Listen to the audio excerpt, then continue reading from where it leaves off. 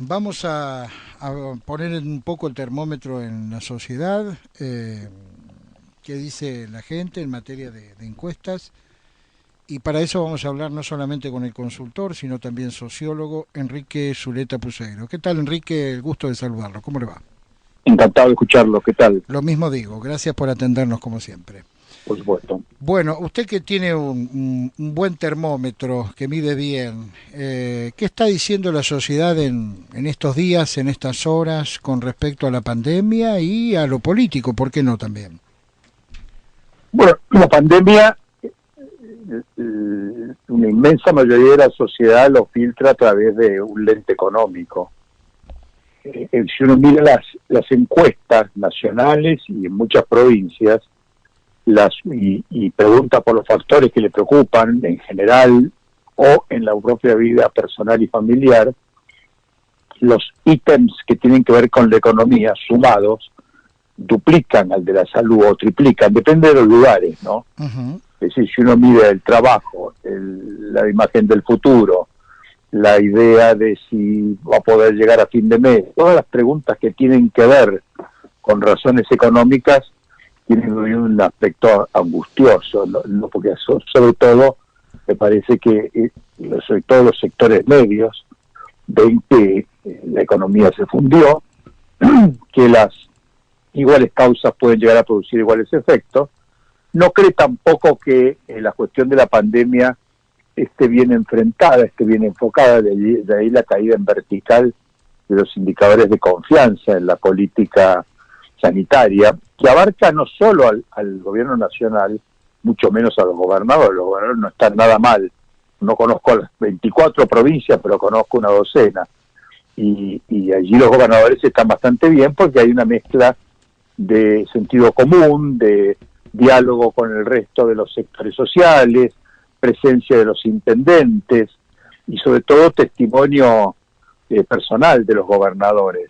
En cambio, a nivel nacional la idea es que es un debate muy cruzado por la cuestión política de la provincia de Buenos Aires y el AMBA y los egos del gobernador de Buenos Aires y del jefe de gobierno de la ciudad, que representan expresiones típicas de la política polarizando, ¿no? Uh-huh. Y eso, una vez que cuando hay polarización política, la gente pega un salto hacia atrás, mira de afuera y se pregunta si estamos en situación de tener que dedicar este esfuerzo y esta energía y este compromiso polarizador a cuestiones que son absolutamente implanteables desde otra perspectiva que no sea el acuerdo. Y a raíz de esto aparece el sentimiento de la bronca, ¿no? Socialmente hablando.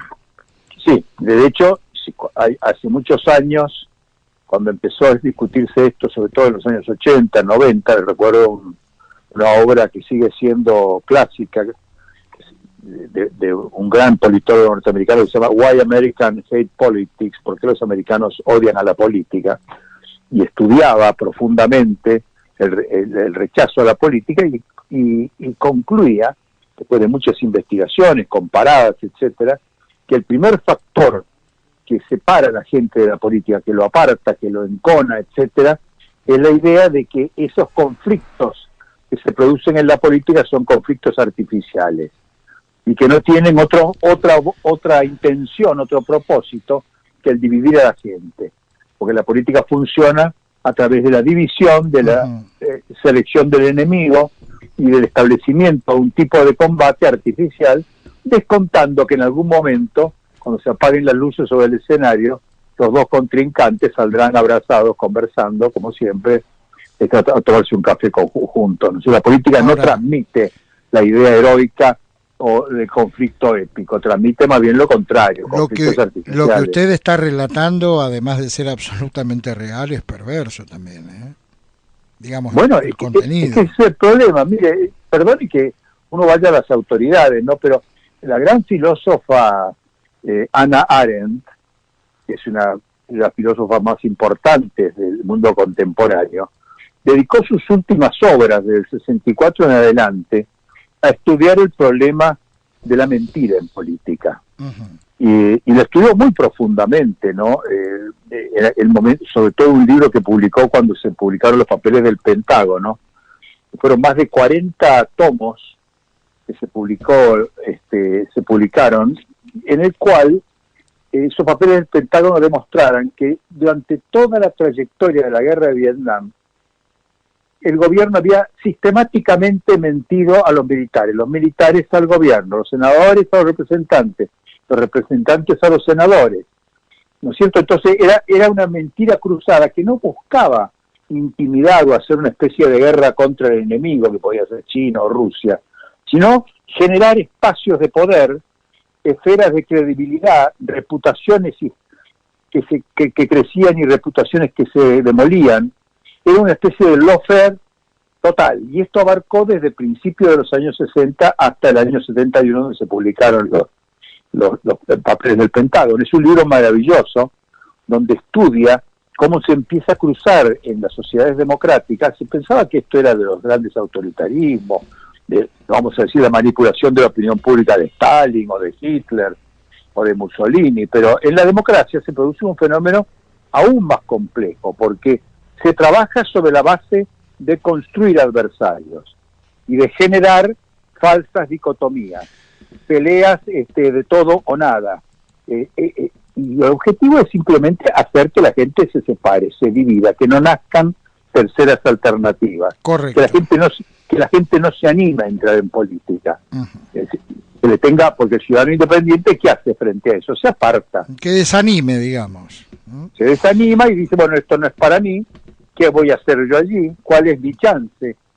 Ve esas caras, que las ve hace 40 años, Bien. que aparecen por la televisión, totalmente previsibles. Entonces ese es el fenómeno que en la Argentina, en otros países peores, fíjese lo que le está pasando a Ecuador o a Perú, las elecciones peruanas que van a ser ahora muy poco tiempo, y las ecuatorianas demostraron que en determinado momento la gente, si puede, pega la espantada y busca otros candidatos absolutamente imprevisibles. Correcto. Ahora, la inflación que estamos teniendo y que, bueno, agranda mucho más los índices de pobreza en forma alarmante. ¿De qué forma cree usted que está incidiendo o puede incidir en el momento de elecciones, fundamentalmente en la provincia de Buenos Aires? Es decir, si va a haber un correlato entre el momento que se vive y el voto al oficialismo o hacia la oposición. Digamos, ¿a quién perjudica, a quién en este caso beneficia? Porque no siempre, digamos, un mal momento se traduce en voto castigo, ¿no? No, hasta final de marzo la encuesta nacional daba indicadores muy negativos para el gobierno nacional en casi todos los ítems. Casi parecía las cifras de un gobierno que se va, que ha terminado su mandato. Muy desvitalizada la perspectiva del gobierno. Sin embargo, en la intención de voto el oficialismo seguía llevándole entre 8 y 9 puntos a nivel nacional a la oposición, porque tampoco la oposición ofrece algo. Es decir, la gente tiene muy viva las causas de la crisis, conoce cuando aparecen ciertos personajes explicando y rebatiendo al gobierno, bueno, los reconoce de 4 años o más de televisión contando cosas y anunciando catástrofes. Cuando hablamos de personajes, ¿qué nombre le podemos poner? A ver. No me gustan los personajes, pero basta, cualquiera que me está escuchando sabe a qué me refiero. Aparece la cara, aparece el diputado fulano, aparece el economista sutano, y la gente tiene memoria. Los políticos piensan que la gente no tiene memoria, que se olvida, y la gente se olvida cuando quiere olvidarse, y se acuerda cuando quiere acordarse. Ahora, un gobierno puede ser invulnerable en ese sentido. Fíjese lo que pasó en el 2009. En el 2009, Néstor Kirchner, candidato, fue derrotado en la provincia de Buenos Aires. Cristina Kirchner era presidenta. En ese momento se produjo una verdadera toma del Parlamento por parte de la oposición. El grupo A se llamaba de diputados. Ocuparon las principales comisiones. Fue una derrota en toda la línea del oficialismo.